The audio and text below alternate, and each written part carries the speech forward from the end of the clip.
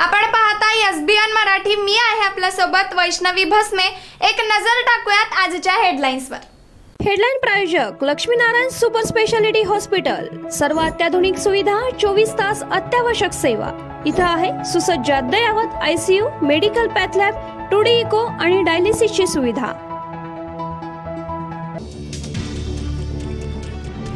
महिलांवर अत्याचार अक्षम्य अपराध तो करणारा कोणीही सुटता कामा नये. मुलींवरील अत्याचाराच्या घटनेनंतर जळगाव येथील लखपती दिदी कार्यक्रमात पंतप्रधान नरेंद्र मोदींचं परखड भाष्य.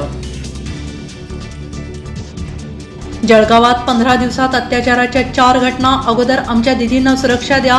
लखपती दिदी मेळाव्यापूर्वी संजय राऊतांचा सरकारवर हल्लाबोल.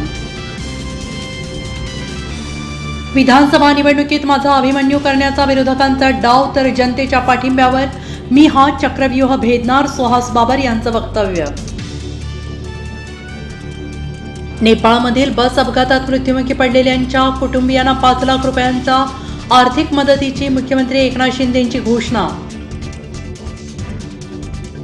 नेपाळमधील अपघातात मृत्यू झालेल्या भाविकांवर रात्री अंत्यसंस्कार. माणुसकी असती तर पंतप्रधानांनी हा कार्यक्रम रद्द केला असता. लखपती दिदींच्या मेळाव्यावरून काँग्रेस नेते नाना पटोलेंचा घणाघात.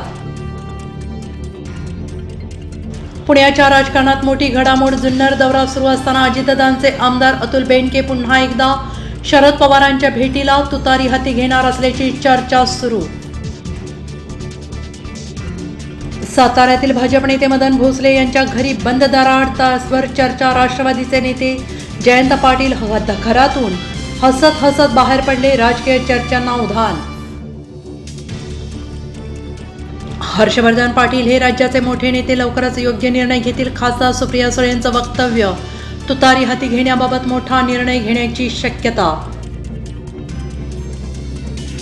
मवियाचं सरकार गडगडायला नाना पटोले कारणीभूत. विधान परिषदेच्या उपसभापती नीलम गोरे यांचा खळबळजनक दावा.